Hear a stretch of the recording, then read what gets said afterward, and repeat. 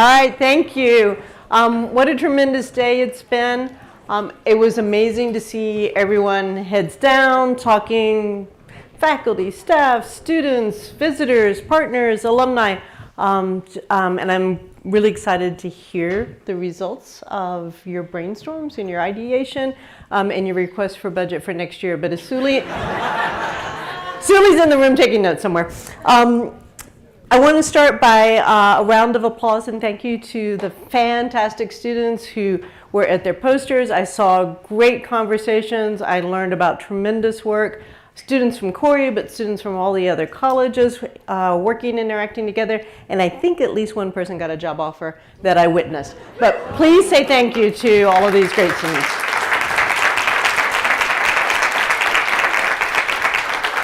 All right, and I will get to them later, but Mark and David and Lainey and Lauren who corralled all of the students and got them here. So thank you to them. All right, we're gonna have some fun before we get to our breakout group presentations. Christine, if you and your mom could come up here with me.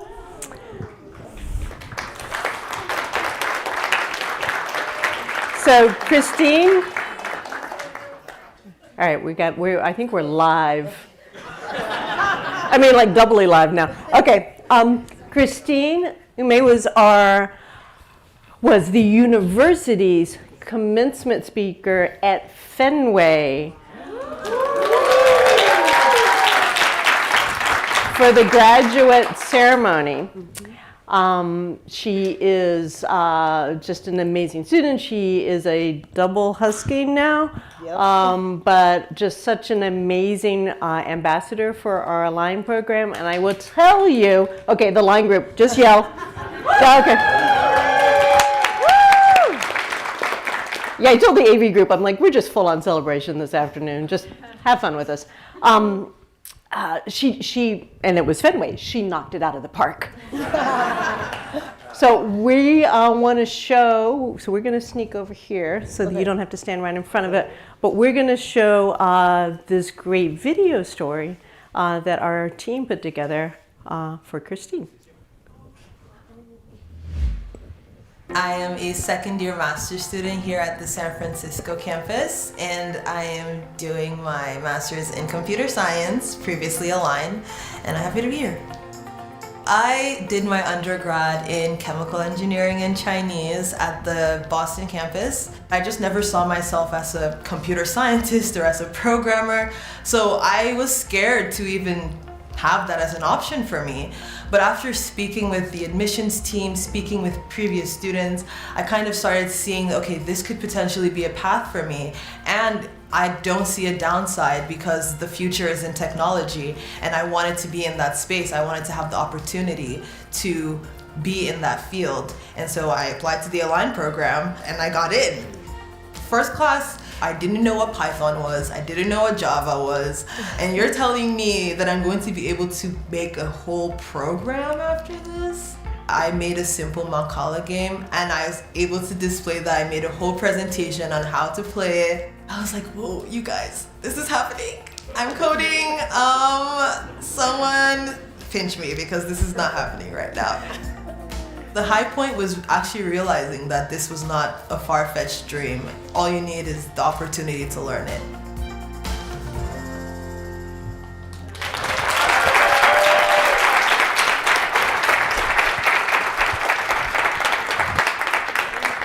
So, and I know we're getting lots of good pictures here. And in case you didn't recognize the background, Christine was one of our Align students at our San Francisco campus. So thrilled that she's able to be here with us today. And I have two things to embarrass you with.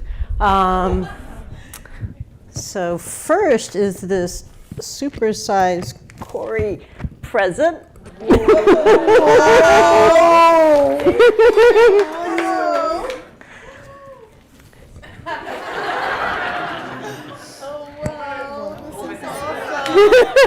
Oh, all right, and something bigger than this. So we will keep it forever, but if you want, you can take your poster home with you.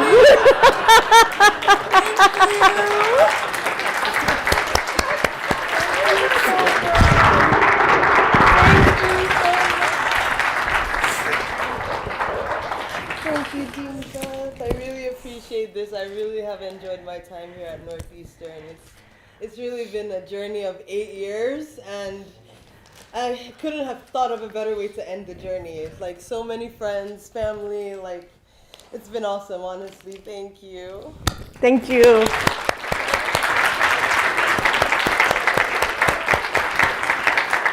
All right, I'm sure she's going to open that during the reception. Everybody can take bets.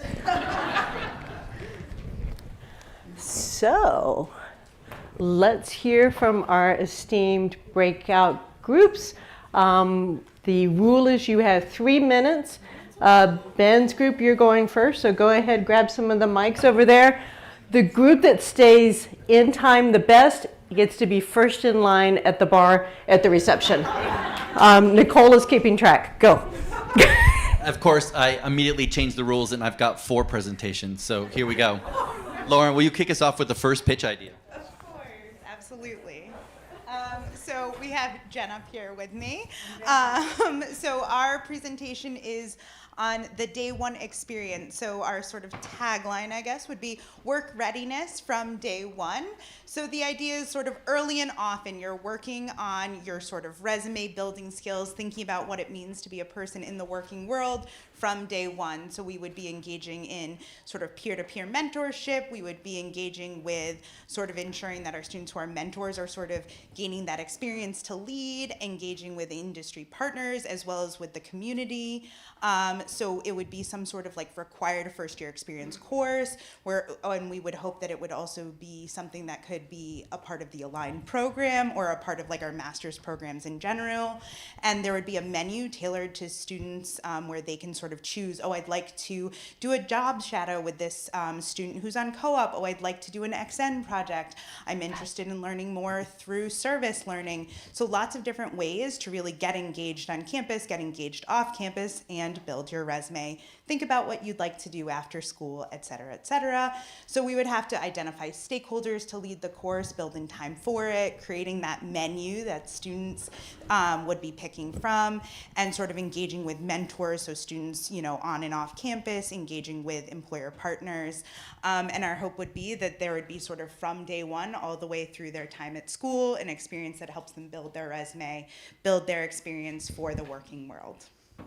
Thank you, Lauren. Allie, you're next.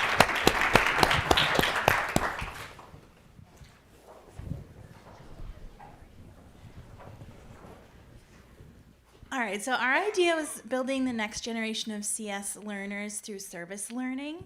And so the idea would be to make pathways to CS education by putting undergraduates in classrooms and community organizations in our Boston and other campus locations. And so students to be able to get back to the community and also create a space for reflection via service learning course. This would allow students to gain teaching experience, mentorship experience, be mentored, and also opportunities to reflect and think critically about what they're learning. This would also be able to be incorporated into curriculum for undergraduate students and master's students and showcase the work of our students at the end of the term or the end of the year by presenting or having a celebration at the end. Some of our next steps would be to develop curriculum partnerships, work with our faculty who are partnered with or kind of co-enrolled with CSSH on how to incorporate ethics thoughts into our student experience and identify the goals and organizations that we could be working with. Thank you, Allie. Melissa.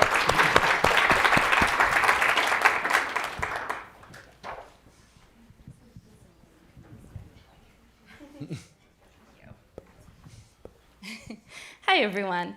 So our idea is student-led learning. So the idea would be that we would have a class, maybe a CS elective or a general elective, where we would have students teaching students.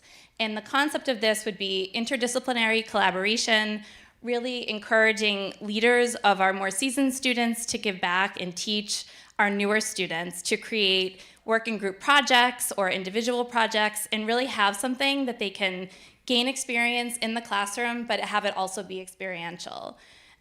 Similarly, we would do a presentation at the end to showcase the work, And our defying gravity concept would be kind of elevating the concept of what a self-directed co-op is. We have a lot of co-op in the workplace, but having students really own their own experience and kind of thinking about students doing different roles, so in like the project manager, software developer, kind of picking their area of interest and contributing in that format.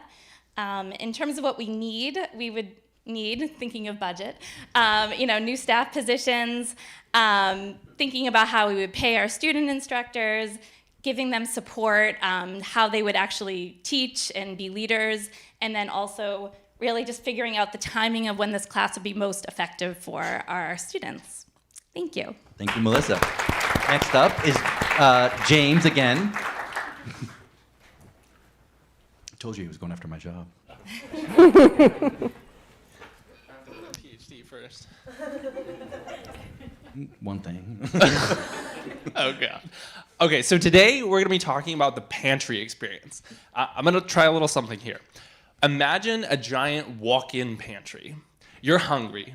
You walk in, except it's not just you, it's your family. Except your family is the connection together of the world community, industry partners, community partners, and just generally everybody out there in the world. Students, faculty, so maybe my parents, and we all come together and we all walk into this pantry. And now you're hungry here, and you're looking for some food to eat, right? Sure. Instead of hungry, we're thinking about what are the world problems that we want to solve. And instead of food on the shelves, we're thinking about the tools and resources and parts that we can use to put together to solve these problems. And that's what we wanted to try and create here today, where our defying gravity kind of components are, figuring out how we can get a dedicated resources for if we, put something together after we walk out of the pantry, how do we sustain the projects that we build or the solutions that we create? And additionally, how do we incentivize all the different parties involved in an innovative way? So, for example, giving academic credit to students for this kind of an experience that perhaps could replace course requirements that already exist. And walking the talk, there's a lot of little pieces here and there throughout the network and throughout various different other programs going on right now that we can pull from and get these little ideas that we can assemble together into the pantry experience. Thank you, James.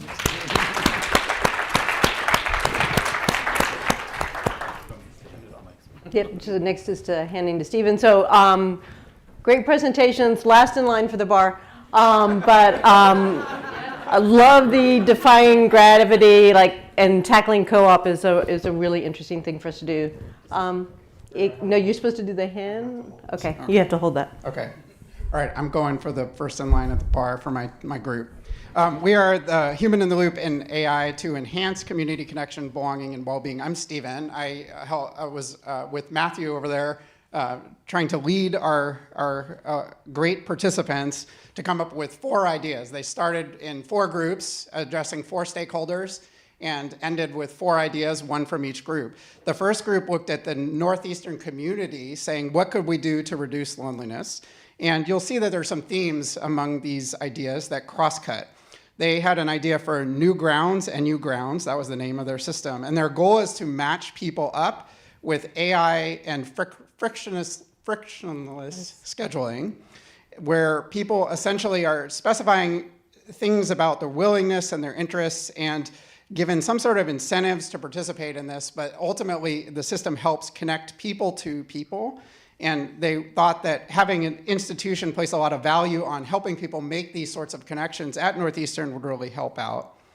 The second group was looking at school-aged children, and they had an idea they called social stepping stones. And the idea here was to use AI as a social stepping stone with sort of 3 tiers to the process. The first part was some sort of virtual diary where you get feedback on an individual. Then that would help that person, it would extract behavioral patterns and help that person change their patterns and provide support while they do that. And then have these sort of circles where once you know more about yourself, you build that out to connect with others in your community. And they mentioned, as did other groups, that NLP and ethics and privacy play a huge role here. The third group focused on workplaces and loneliness, and they thought that loneliness may not be best solved at work. And one of the ways to deal with this is to give people more time so they can spend time out of the work making social connections and reducing loneliness. So their project was called 4-Day Work, which they had a very clever acronym for that I can't replicate here right now. But the idea was to free up 20% of people's time. And to do that by all sorts of strategies, from defragmenting their scheduling to minimizing context switching, optimizing their communication, helping them onboard to new projects, helping them with email, lots of things where you can see where technology would play a big role. And what's needed here is for people to share calendars, use the same systems. The system has to understand their behavior, has to respond appropriately. We probably would need to test this with corporate partners. The fourth and last idea was addressing older adults, the older adult community. And here the idea was to use altruism to allow people to make connections. And they sort of had two groups of people, older adults who were more isolated and older adults who maybe were less so. But they wanted to help people overcome inhibitions for making connections. And I think that's a theme that went across a bunch of these ideas.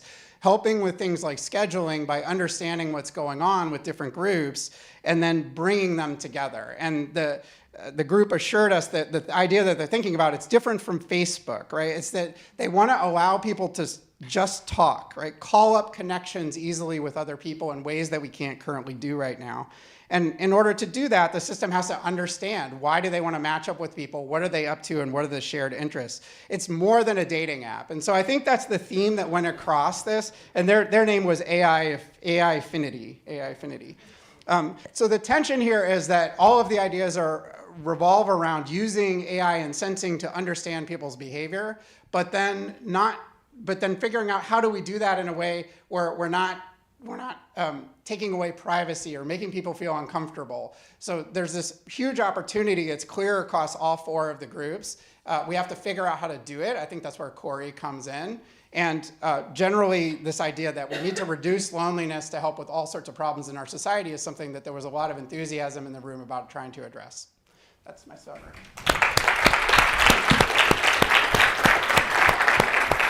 Thank you. That was terrific. And the AI to minimize the barriers for human-to-human connection as opposed to replicating or substituting for human connection.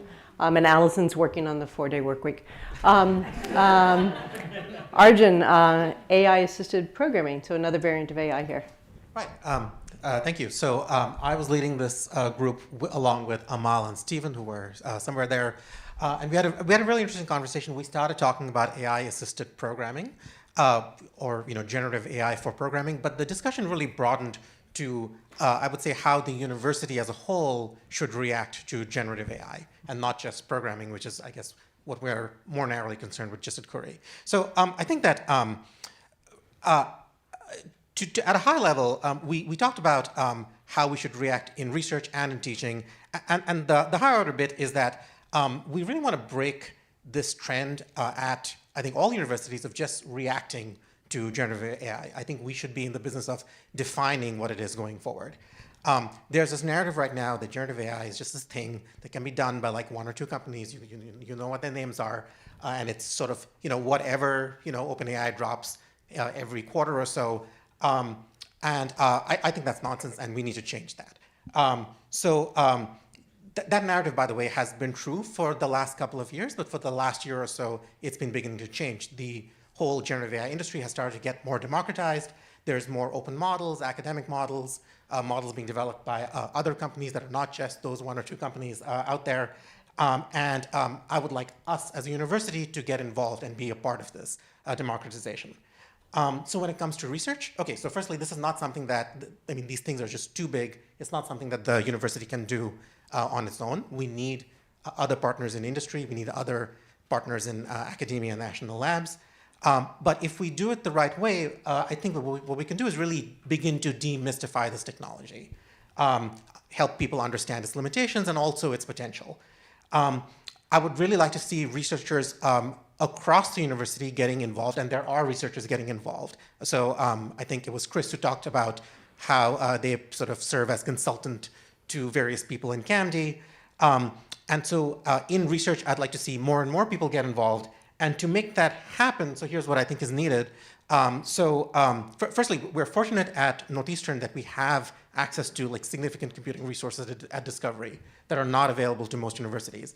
I think if more people are going to be involved, more investment in that will be required. There also is definitely a knowledge gap. This is stuff that only a handful of people in this world know how to do. This, of course, bridges into teaching. But it would help if there were, for example, consultants or research scientists on staff who could sort of help people with this, especially people who are outside of core AI. So getting to teaching, so these technologies are definitely a force multiplier, but a lot of research I think is still needed to figure out how to use them effectively. There's a lot of like potential use cases, also lots of potential harms that need to be understood. At the end of the day, many of our students still need to like pass whiteboard coding interviews. And so they need to know when to use these technologies and when not to. So there are courses that may need to be designed to use these technologies or may need to be sort of built afresh. And we do need resources to do that. And so that how do we get the time to do that is effectively a resource that I think the university should be investing in. It's not just a Khoury problem, it's a university-wide problem, because the stuff really is touching all aspects of the academy. Perfect, thank you.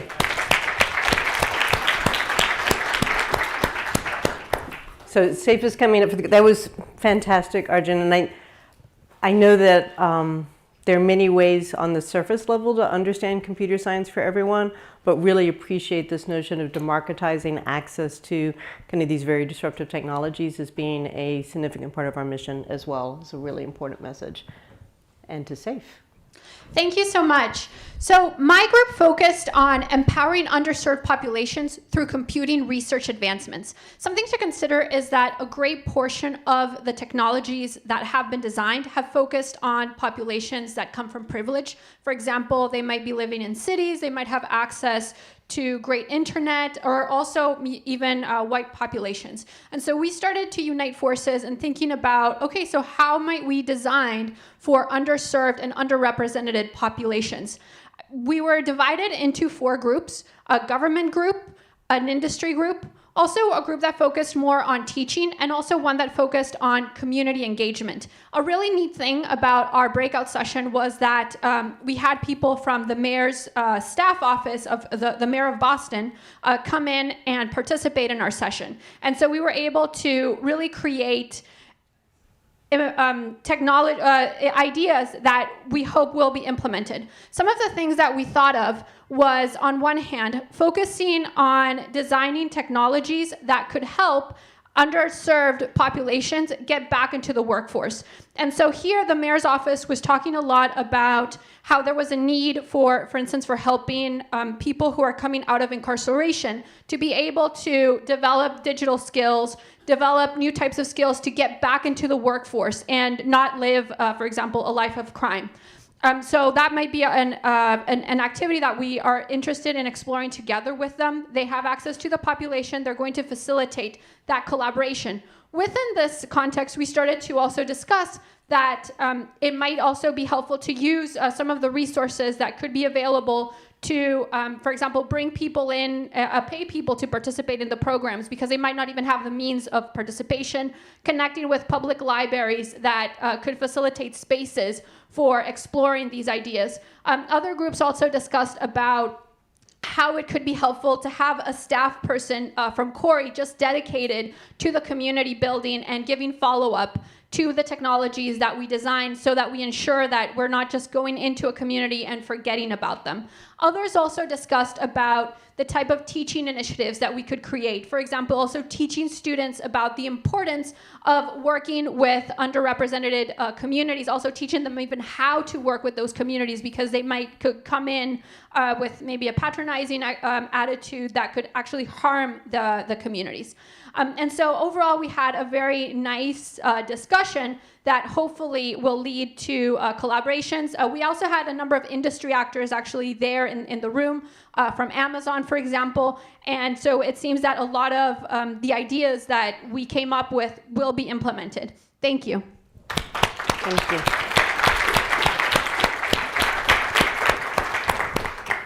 So many things in response to that, and I'm looking for Michelle. Michelle's going to finish us out. But part of this notion of the critical aspect of partnerships within this, and that partnerships is not just large companies writing large checks. We do appreciate that. But it really is for us to have the impact in the world, how to nurture and support these partnerships. Anyway, more to be said. But Michelle, you're going to close this up. Okay. There we go. So I think, as expected, it was a small and intimate group, but it was meant to accommodate any conversation that anyone wanted to have. And we did have some lively conversation internally and externally, both in the breakout and throughout the day. I think we've heard themes throughout every breakout on the importance of partnerships, as Beth has said. And it's exciting for our team to be together, to have Lauren, Mary, myself, and now Steve on board, to explore these many and varied partnerships. We heard ideas around women in technology panels. We talked about social skills, soft skills, mentoring opportunities for industry partners. We've talked about applied AI and addressing climate change issues. We've talked about sustainable computing. So there's a number of things that we know we can explore. We are excited about the opportunity ahead of us. We will be launching a programmatic approach to engaging in strategic partnerships that we can scale across our global network of campuses. So we are looking forward to having an impact in many industries through our innovation, through access to talented students and faculty research. And the future is very bright. We're looking forward to it. Thank you.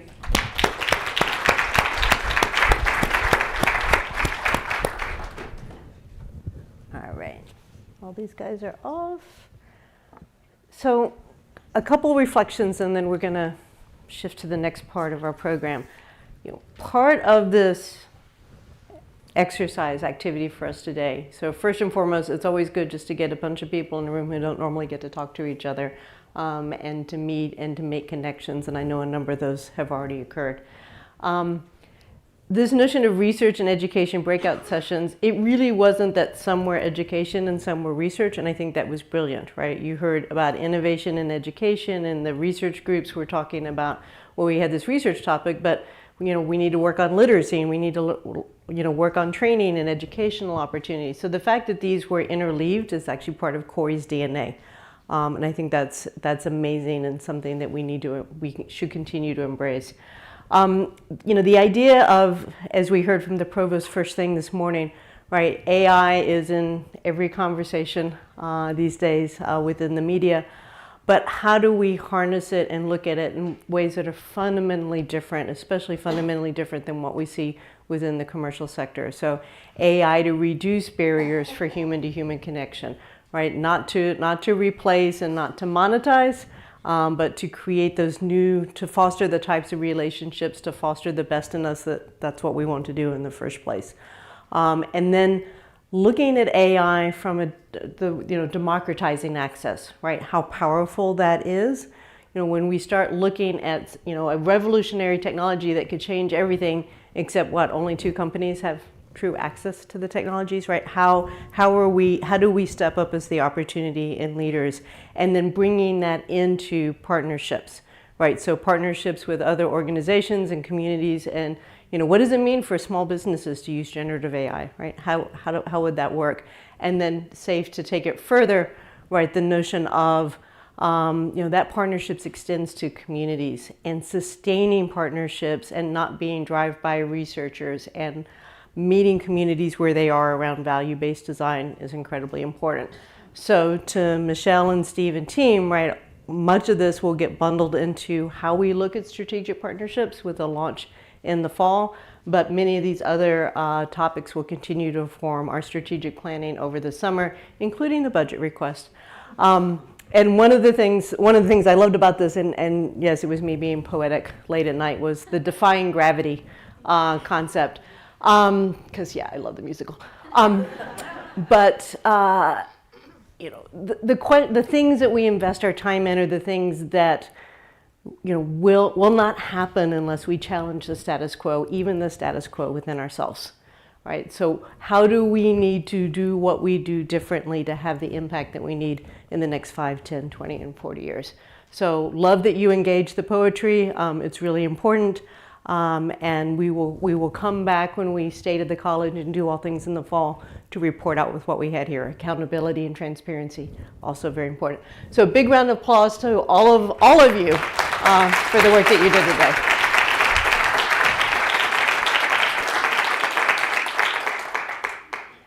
So we now get to kick into full celebration mode without the soundtrack, but close. We're celebrating our 40th anniversary. A key component throughout the launch, all the way to where we are today, has been to recognize the individuals that have had a profound impact in our community in bringing our mission to life. When we gathered in the fall, and a number of them are here in the audience today, and I'm about to embarrass you, so please be ready to stand up. When we gathered in the fall, we looked to, the founders, right? The original crew that brought us into being as a college, eventually into a Khoury College, and created the roadmap for combined majors and joint appointments and all of the things that we've discussed, not to mention the Align program. And then as we have celebrated across the world and looked at our history, our accomplishments, as well as what we're doing in the present day, we've continued to honor and draw attention to the great work being done frequently by our alumni, by our partners in industry, and more. So the fun that we get to have today is to wrap up those recognitions with 10 more as we close out our 40 for 40. But first, before we start, there are a number of folks who have already been recognized during the year. If you would please stand up so we can recognize you right now.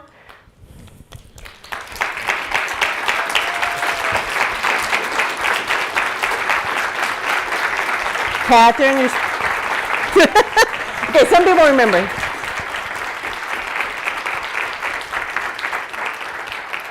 So we're thrilled that we're here. I wanted you to know that folks have been sneaking in throughout the day, and then buy them a free drink during the reception. I get to start today with recognizing Mani. When I get to do the thing. So Mani Sundaram has, well, I'm going to play the video, so I don't have to do the talking, but he's going to come up here after the video so we can thank him in person. One of the many things that's not featured in the video, I don't think, was that he was our graduation celebration speaker for our graduate celebration just a few weeks ago. But let's play the terrific video.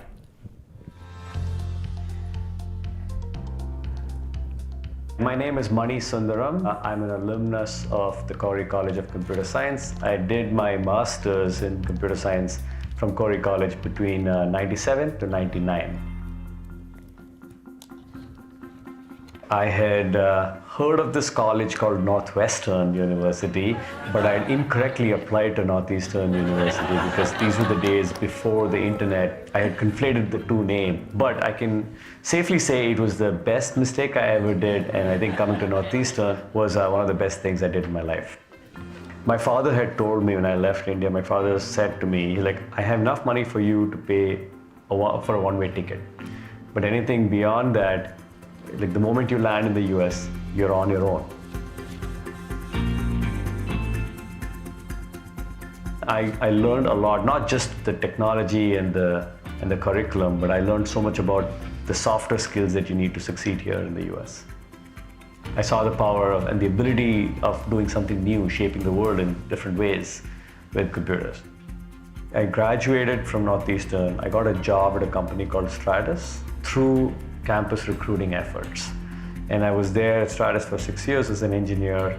And then I joined a startup for a year and a half. And then I came to Akamai.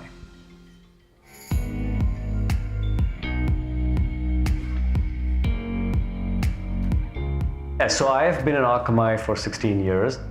I run our security group as I'm responsible for building our security products. And I'm also responsible for managing our platform security within the company. When I came to Northeastern many years back, I was focused on computer networks. It was my area of passion. As an industry, Akamai protects the internet. And so there's nothing better you can do if you want to do anything in computer networks. Without diversity of thought in your workplace, you're only going to get a single stream of ideas. We had a managers meeting and it was just all non-diverse males. And so I looked around the room and I said, we really have to, fix this. We have a women's forum that has not just women, but also men who are interested in, making sure that topics that are specific to women in the workplace are discussed. For a young woman, someone up her leadership chain asking her, like, what do you think? And asking for her opinion, that was such an empowering moment for me. So what is your advice to other leaders out there on what they could do to empower young women in their workforce? I'd say talk less and listen more to leaders. I think we need to spend some time listening. You really need that whole wide array of ideas that you can use to kind of decide which ones are the best. And for that, you need diversity of thought, which is why you need diversity within the organization. I have 2 daughters. My wife comes from a similar background as me in engineering. We leave a world to our 2 daughters, and we want to make sure that they have all the opportunities and they're not inhibited by glass ceilings and things like that.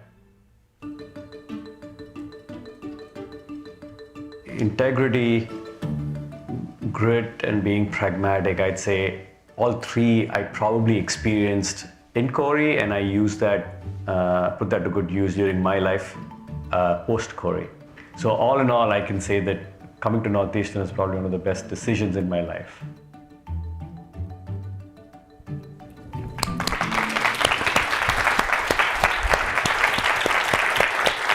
Thank you. Thank you. Well done. Thank you very much. It's just been such a pleasure to get to know Mani over, because you were there with us in September when we started our 40th, and his technical leadership, and then his embodiment of Khoury's mission, in your life and in your organizations, and just sharing such great words of advice with our graduates and more. So thank you very much and congratulations. Thank you very much. I'm honored. Thank you. Thank you.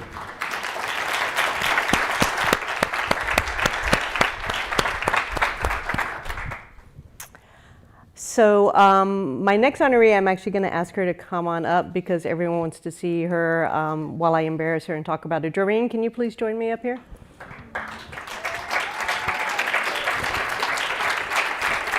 So Doreen Hodgkins spent, I want to make sure I get all of this right. Come here. Good to see you. You did embarrass me. It's good. We're good. 35 years at Northeastern, and she held a variety of roles. And in her final role, she was Associate Dean for Students in a role that touched many, many of our students, and I think all of you have heard about that. Whether their issues were academic or personal or whatever was going on in their life, her door was open, and I think there was actually kind of I don't know how you did it, but a stash of cash in one of your drawers. And as long as the students arrived with Dunkin' Donuts dark roast with 2 creams and 1 Splenda, that was the order. They were in and they were talking to Doreen. And so she was just so much of the emotional glue and support for our community. But she did more than that. She worked with Carla. She was committed to growing the number of women within our program. And I think you just personally recruited students to join Khoury as they came to Northeastern. So we attribute the 19 to 26% increase to Doreen. Okay, Carla gets some credit. When Doreen retired in 2018. And then one of the most fantastic things that's happened for us in the past year has been some parents of a recent graduate, Roxanne Donovan and Tom Scargello, established the fund in her honor, the Doreen Hodgkins Student Emergency Fund. And we've had record donations to this fund, and now that is the drawer. That's the drawer. Without the Dunkin' Donuts coffee. I need to get in on your orders. That we use for any and all student emergencies and support. So I can't think of anyone who best exemplifies everything that we are about as a community. And I know everyone here is thrilled to thank and applaud you. Thank you. Thank you for all that you've done. Unbelievable. So do you have one of these yet? I know you knew this was coming, but I don't think you have this yet. No, So, I okay. didn't know this was coming. That Any is of yours. it. Oh, okay. Well, we like surprising you. Yes, you did. Oh, wow. All right. Thank you. Thank you. Thank you so much. Thank you. Can I just say something? Mm-hmm. I have to say that it is amazing to listen to what was just presented, because I remember when combined majors was first introduced. I'm not sure I'd use the word embraced, but it's phenomenal to think of how far it's come and how wonderful it is. And Richard, aren't you glad you did all that work? And cybersecurity with Agnes. I mean, I have been blessed to be with some pretty fantastic people. So thank you so much. All right. We got to go take a picture. Get a proper photograph. Oh, I'm all ready to run. All right. Thank you.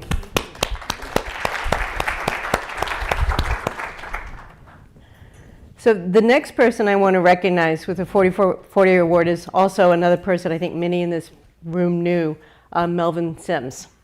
Sadly, Melvin passed away late last year, but we are extremely grateful that his brother Richard and his family and friends are here to join us. And I think Richard will be making his way up here to join me on stage. Melvin Sims launched Khoury College's co-op program right at the beginning of the time as a college in 1982. And I don't think he knew that he would shepherd that program for 30 years. He was director of co-ops, and he established essentially everything that we know about co-op today for our undergraduate and our graduate students.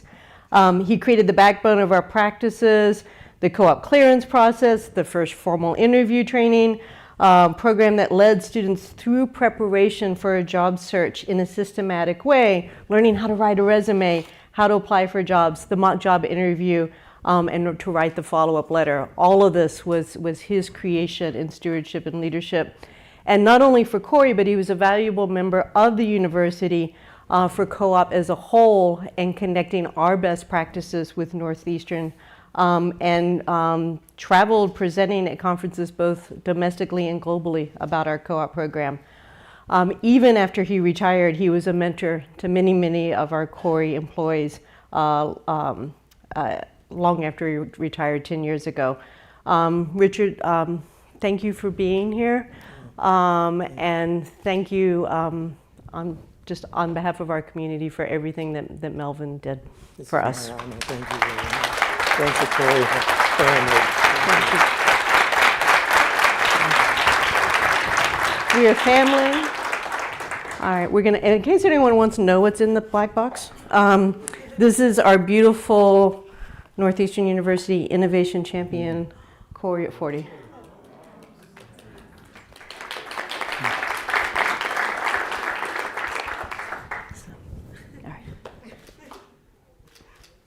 Thank you very much. My honor.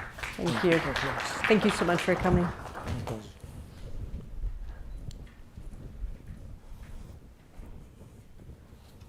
Ooh, I get to play a video. Our next honoree is another good friend that I've made over this past year.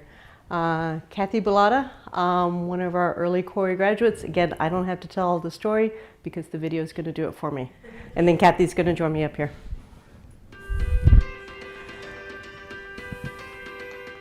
I'm Kathy Bellata. I'm a graduate of Northeastern University's Khoury College. Actually, at the time, it was the College of Computer Science. I obtained a bachelor's in computer science, and I'm also a retired information technology executive from Raytheon Company.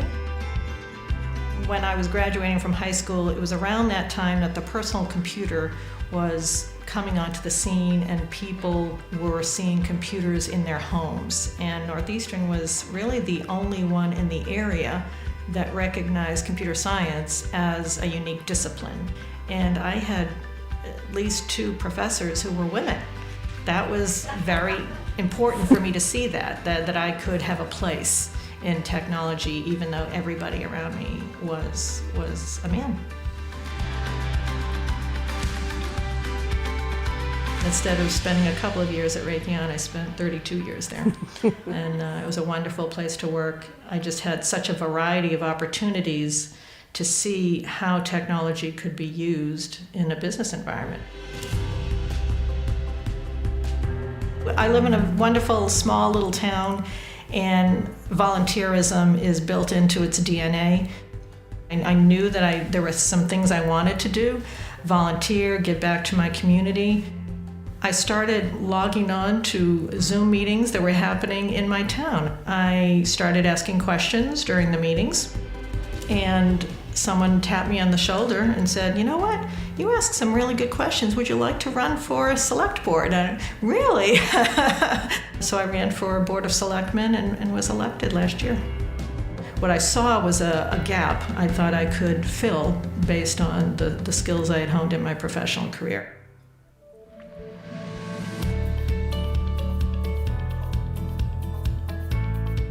There was a call for volunteers from a local nonprofit, so I answered the call for Wellspring House. Wellspring's goal is to empower people to obtain that type of employment that will provide financial security, real financial security. The technology experience enabled me to take on strategic planning roles. So that's what I think I bring to the table, is an understanding not only of how we can prepare people for the jobs with technology aspects to them, but help make sure we don't prepare people for jobs that are not going to be there. To give people that little leg up that they need in order to prevent homelessness. Whether it's transportation or their housing isn't stable. There is so much I feel that I've learned in my career, and it's just so important to share that to help others.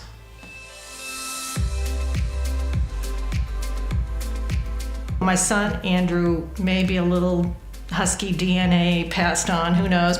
He went for a cybersecurity degree. He had 3 great co-ops. His third co-op employer offered him a full-time position. We both learned what we liked and didn't like about particular job assignments and co-op assignments, and that just helps inform your thinking about what you want to do after graduation. I would say it's impossible for someone to claim that they can teach that in the classroom, because you just can't. You just have to get out into the field. You gotta do it. And You gotta just learn do by it. doing. You just Yeah. gotta do it. So 3 words that to me define my experience at Khoury are interdisciplinary, persistence, and opportunity.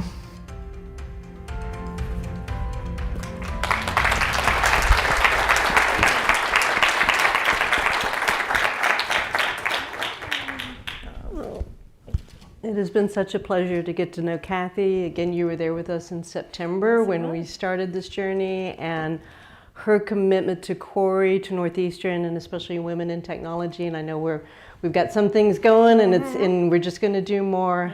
So just an amazing friend, partner, alumna. It's been a pleasure this whole year getting to know you, Beth. 40 for 40. Thank you. 40. Thank you very much. Thank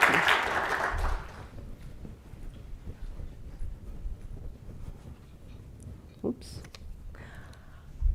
All right, so we're recognizing a pair. Wayne, I think, did not change his travel, but I know Brecca is here. So Brecca, if you would make your way up as I recognize these 2 amazing industry partners for a Khoury for 40 for 40 award.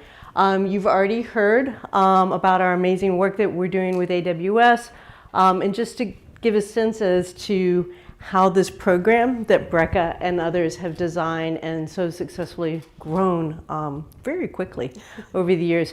So our partnership with the Align program is that AWS actively works with our Align faculty, helping prepare our students for the technical interview and really the whole process. And then as that diverse and amazing funnel of students heads to AWS, if they pass through the requirements, they are offered an internship with the expectation of a successful internship leading to a successful job offer, including that AWS then pays for that last semester of their studies. So it's fantastic. I need to just talk about, how many students now? Total 60-ish have gone through. Okay, 60-ish have gone through, and it's just, it's one of those nice. It's going. Yeah. Our first year we had 3. Yeah. So 3 to 60. 40 plus. Yep. So, and it's one of the things that we're already able to do is to start to understand kind of the outcome data, how successful these students are being. I had a great coffee with Wayne. Wayne, he sounded like Joseph. Wayne was basically like scale, scale, scale, right? How quickly can we grow this to the other parts of AWS?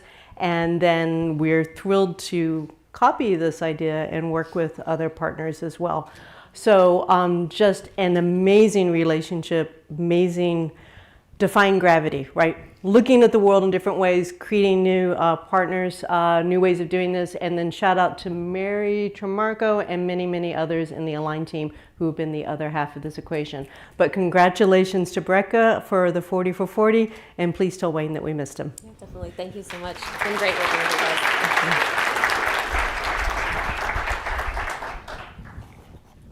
All right, 2 mystery black boxes. All right, thank you.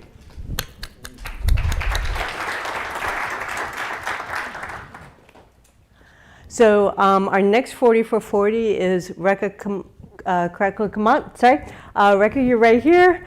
Please come up, and I'm going to stick to my notes because there's a lot here.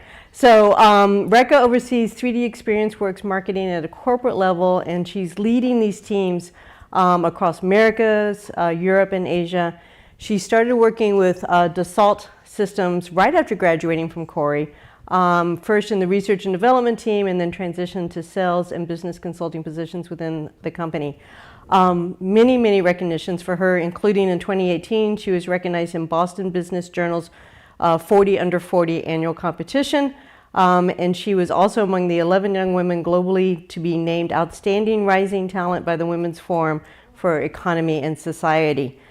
With that influence and demonstrative success in industry, she is translating that into a responsibility to empower the next generation of STEM researchers and advocate for gender equality in the field. She is the head of the Women's Initiative Americas at Dassault Systems, and she has also been a reoccurring judge, this is fun, for the Congressional App Challenge, a U.S. Congress-sponsored national competition for middle and high school students.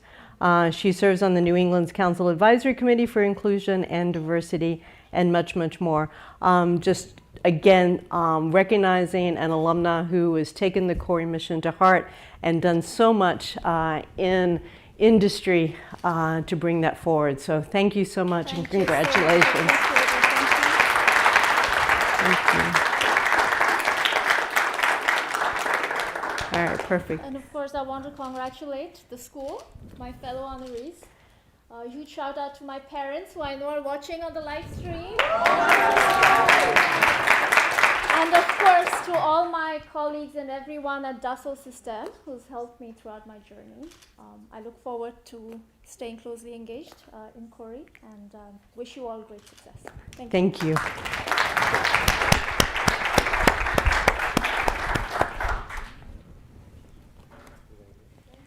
All right, next is Bela Labovic, who is at Athena Health, and I actually had an amazing lunch with Bela just last week, but she is on, I think, a really good vacation right now.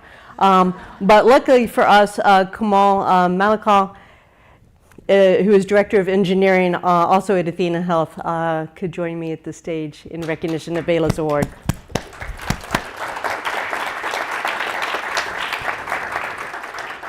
So those of you who know me, you know I'm a healthcare nut researcher, and meeting Bela and talking to her about all the great work that she's doing. I know you agree with me. We were talking earlier at Athena Health. It's just amazing. So as VP of Engineering, she has been a fierce advocate for women in technology. She continues to speak at conferences and local events and continuing to mentor and engage women. And we are signing her up to come and speak at Khoury. She started the Women in Technology initiatives in Athena Health to support tech women And she and I had a number of conversations about that feeling where you're the only woman in the room, and then what you do culturally to change that. And she has been such a tremendous champion within Athena Health. She's also the executive sponsor of Girls Who Code. We had Girls Who Code out with a poster session today, and that is it's a national nonprofit focused on attracting girls to tech early. Bela is equally passionate about healthcare interoperability and fixing our healthcare system. She and I could have much longer conversations about that, but she's just been an amazing leader. And Healthcare Technology Report named her as one of the top 25 women leaders in healthcare solutions. Thank you. Perfect. Thank you for coming. Really appreciate it. So she's on it. All Thank right, you so thank much. you.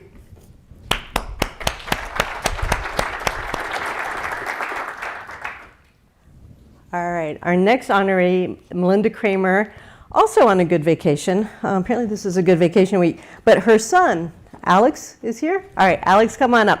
And Alex is also a Khoury graduate, so we get to have you here. So Melinda was a member of one of the first Khoury graduating classes, so I suspect Melinda and Kathy knew each other very close. Different cohorts. And she then took her Khoury degree and interest in business and then launched a successful career.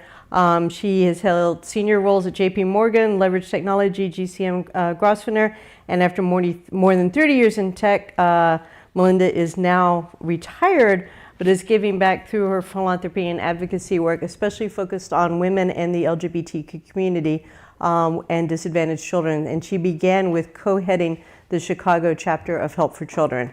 Melinda shared a quote with us. "I have a real soft spot in my heart for Northeastern. It really was a great fit and opportunity for me. Northeastern remains core to a lot of my world." So Alex, thank you for being here to accept this award on your mom's behalf. And we're just so proud of her and of you. So thank you. Thank you so much. All right.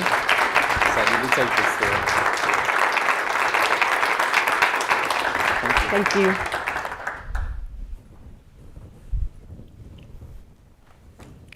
All right, I'm now going to recognize a few individuals who are not in the room with us today, but I know are near and dear to our community. The first is faculty member emeritus Harriet Fell, again, one of that original group.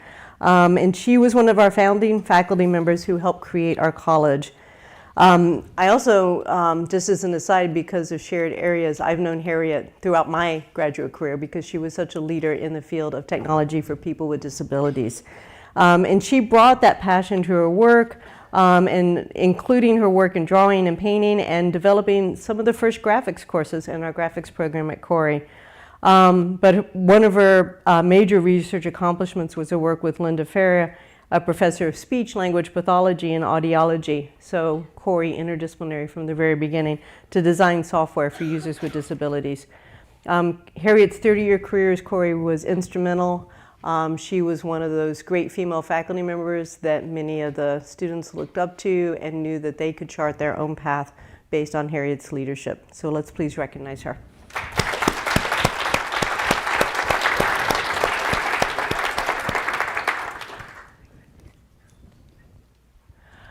Our next 4440 alumnus, Brian Wenzinger. Again, he's been on campus many times. We just don't have him here with us today. But he used his undergraduate degree in computer science from Khoury and then MBA to launch a successful career at DuPont. He is retired, but has continued to welcome the opportunity to engage and support Northeastern and Khoury in a number of ways. And quote from him, "I wouldn't be here without Northeastern, so it's important for me to give back." He has contributed to the Carl S. L. Scholarship, which was the fund that he benefited from as a student.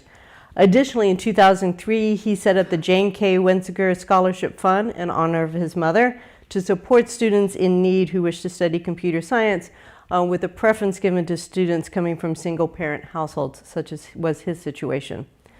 In 2014, then, he recognized Larry with a $1 million grant to fund the Larry Finkelstein Innovative Computing Education Endowment, ICE, at Khoury.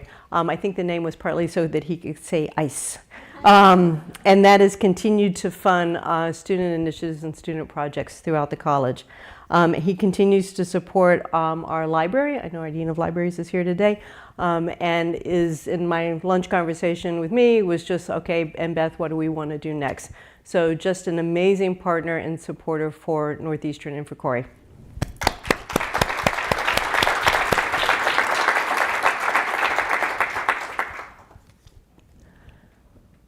And to close, we have Glenn Coppersmith, one of our alumnus. And again, I get to show an amazing video that tells his story as carrying Khoury's mission into the world.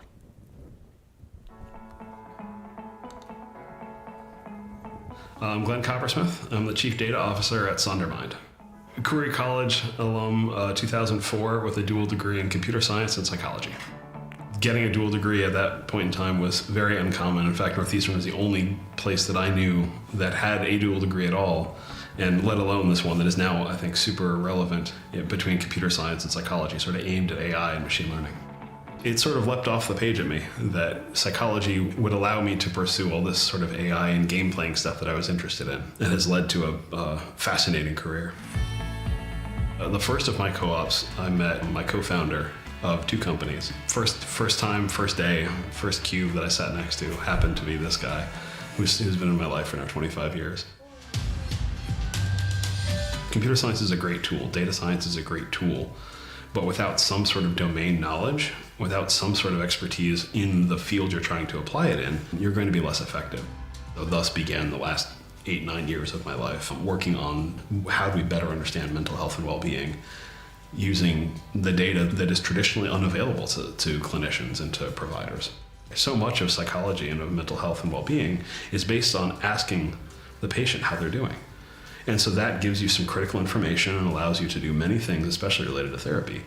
What it doesn't do is give us the same sort of quality data that physical health has in like an X-ray.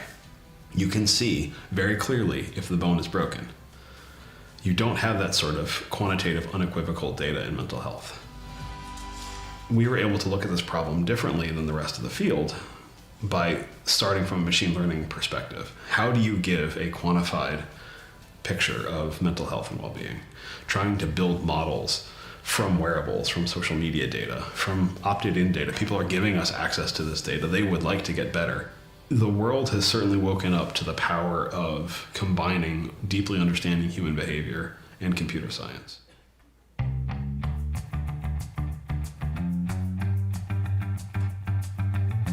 Photography has been part of my life for almost as long as I can remember. It's been a way in which I can maintain a creative outlet. I love being out in nature, and certainly here in Plymouth, there's plenty of great landscapes around. To have peace and quiet with the kids and go outside and ride bikes and go for runs in the woods and take them down to the lake and swim during the summer. My life has gone sort of back and forth on my ability to trade off between the time and bandwidth that I'm giving to work and the time and bandwidth that I'm giving to the family. Just deep pragmatism. Power of impact, and the third is how much diversity of thought gets you in almost every situation. So much of my career can be traced back to some of the work that I did at Khoury. We're on the cusp of what is likely a very large field at the intersection of human behavior, mental health, and computer science that Khoury has been working on for seemingly 30 years.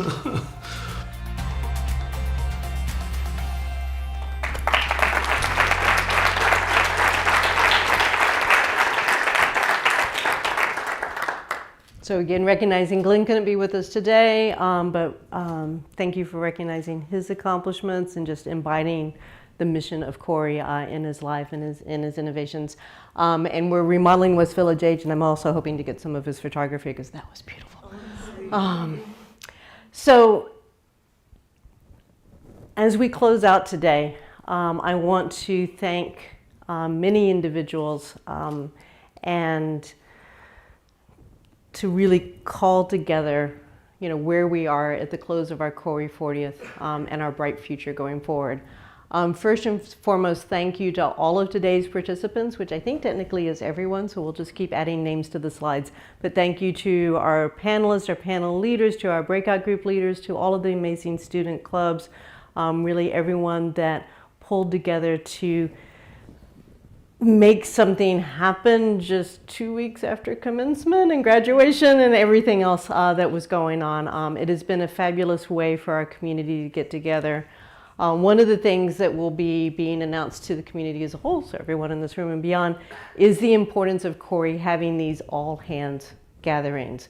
So some of you don't know because it wasn't relevant to your life, but we funded faculty and staff from other campuses to come join us. It's great when we live stream, and I'm thrilled that folks are there on the live stream, but it's also great when we can get together in person.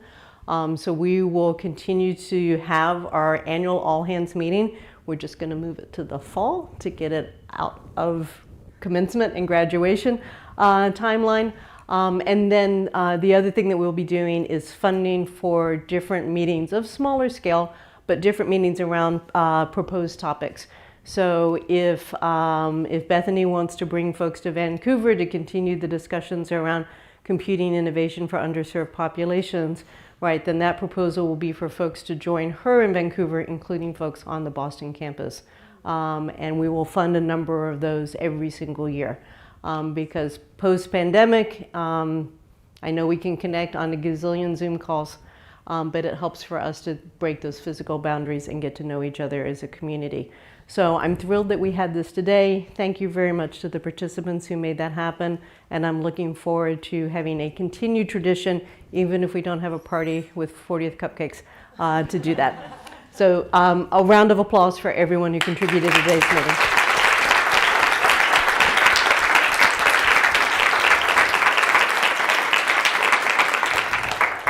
And as we close out, I need to can we bring the lights up a little? It's so dark. To thank everyone who has been with us. I joined as dean a year and a few months ago, not quite even a year and a half. And someone said, oh, well, we've got this anniversary coming up. And I said, well, we're not going to waste a good party. And then it was like, okay, but how do we do this across the network? I'm like, well, I know, we fly. And we go, and of course we're going to have a celebration at every campus. And at which point people were like trying to back out of the room. It's like, the dean is crazy. What is she doing? And isn't this, it seemed like a lot. And it was a lot, but it was amazing. We recognized 40 individuals, the 40 for 40 awards. We brought in distinguished speakers who came in and connected with us. We had celebrations in Boston that recognized our founding. We went to, let's see if I can get it right, we went to London. We celebrated with our first year students. We went to Vancouver and the master's program and their research with industry. We went to Portland, Maine in the coldest day of the year to celebrate the partnership around economic development and what it can mean to so many companies there. We went back across, yes, I know our climate footprint. We went back across to Seattle to focus on women in technology and the 10th anniversary of the Align program. And then we did a 3-campus tour of California, our newest group on the Oakland campus and our partnership with the New Mills College, San Francisco, and then Silicon Valley, San Jose. And then we're bringing it all back here. It was a lot, but it was amazing. It was an amazing opportunity for us to connect across our network, to connect across our community, and rediscover, perhaps post-pandemic, the values that hold us together. So please, hearty thanks, buy them free drinks. Thank you to the team that made this happen. This is the committee that volunteered to chart this entire path. So Jay, Meg, Jessica, Caitlin, Chelsea, Greg, and Mary, can you please stand up and be recognized?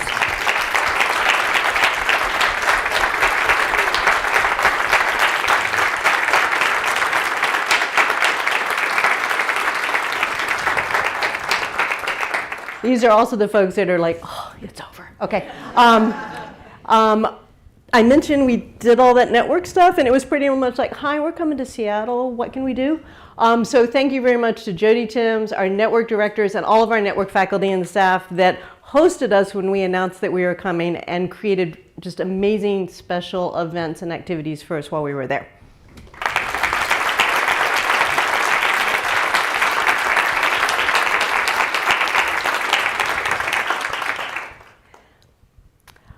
The senior leadership team that embraced this crazy idea, the Dean Suite staff, which did everything, and then especially also to Mary French, who was like, wait, I need to send more emails. Immense support from the Khoury community to make this happen. Stand up.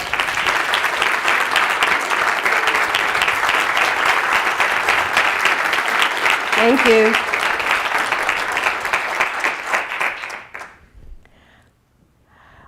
You saw the videos, right? Aren't they amazing?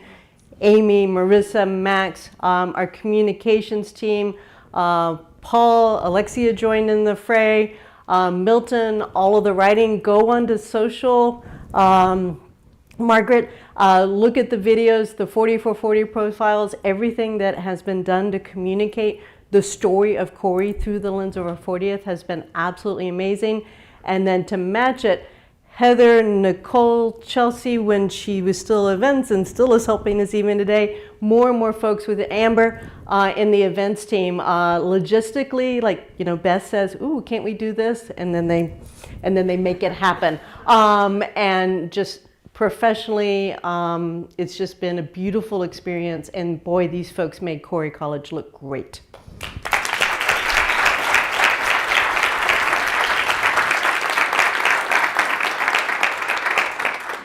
All right, and these four have to come down and join me. Amy, Michelle, Paul, and Heather, again, volunteered to be the leadership of this. We've talked practically every week, not to mention running the committee meetings, not the industry partners, all of the writing, all of the events, all of the communications. These four made it happen. They are gloriously happy that we're done. But I think they are also really proud of the work that we accomplished together.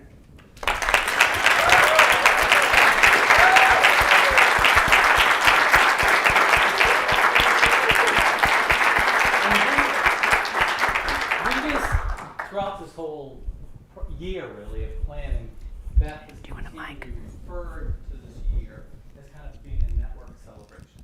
And her vision for the 40th year was really, we wanted to touch all of our network campuses. So when we were thinking about a gift, it was pretty clear what we were going to do. So here you go, your concert tour.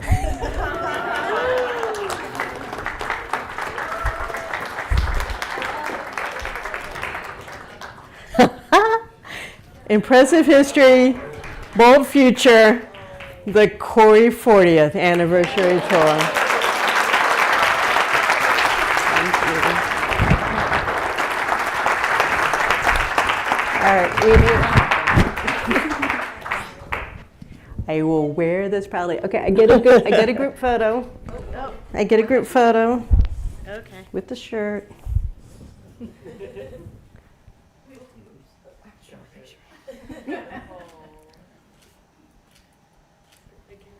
Thank you.